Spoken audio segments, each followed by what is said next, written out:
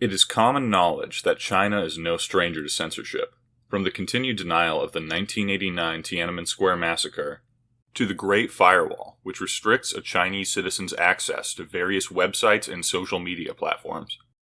There's even an application on the website comparitech.com that allows you to type in a domain to see if it is allowed by the Great Firewall. While these restrictions are reprehensible, today we are going to focus on one specific platform of Chinese censorship: TikTok. As many of you are probably aware, TikTok is a Chinese social media platform that has grown very popular in the Western world. Its short-form video clips are easy to grow addicted to, and many have trouble putting their phones down while on the app. Aside from its addictive nature, my chief concern for this app is its censorship. A report from The Guardian lists a few examples of automatic restrictions put in place by TikTok staff. The automatic restrictions were applied to users who were susceptible to bullying or harassment based on their physical or mental condition, according to documents obtained by netspolitik.org, including facial disfigurement, autism, Down syndrome, or disabled people or people with some facial problems. Other users were put on the restriction list, categorized as Auto R, manually based on their high risk of bullying. A striking number of these special users, netspolitik.org reports, show a rainbow flag in their biographies or describe themselves as lesbian, gay, or non-binary. The list also includes users who are simply fat and self-confident. And while TikTok claims to have since changed these policies, many users in the affected groups still report feeling that the platform has an intrinsic bias against them. Another example of Chinese censorship on TikTok pertains to the 2019 Hong Kong protests. The Washington Post reported that while other social media showed various marches and protesters, TikTok would only allow videos showcasing, quote, playful selfies, food photos, and sing-alongs, with barely a hint of unrest in sight. The implications of these acts of censorship are clear. If TikTok is able to hide any content that could be speaking against China, it could provide a false narrative to consumers, a narrative that removes any negatives surrounding the nation. I have personally experienced this censorship, though it was on a much smaller scale. On my very small TikTok page, I posted a joke video that was vaguely critical of modern China.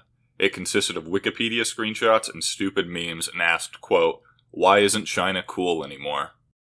I immediately began receiving criticism from Chinese sympathists. For the most part, I didn't really give a shit about the comments. However, there was one comment that I just couldn't resist responding to.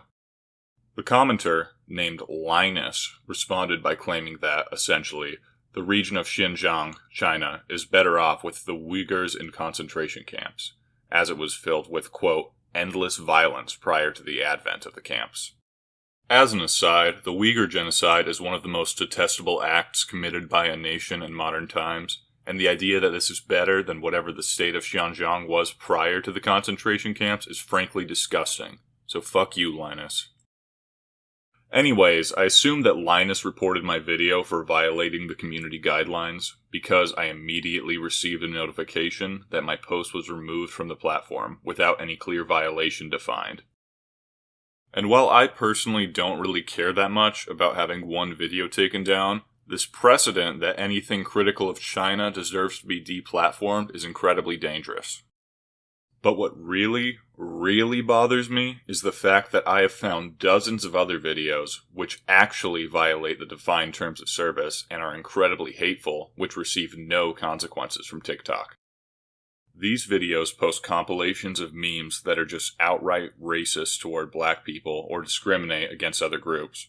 I always report them when I see them and hit the not interested button, but TikTok will take no action to remove them, finding no violation every single time, and continues to put these types of videos on my feed.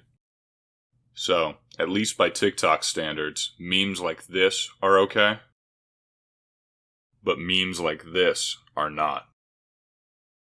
For better or worse, TikTok is probably going to be around for a while, and so will China.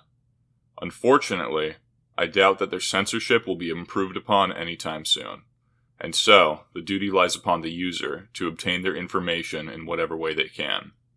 If you cannot find something reliable from one platform, move to another. If you can find a way to bring down hateful speech and push forward ideas that are true, helpful, or at the very least, entertaining, you should.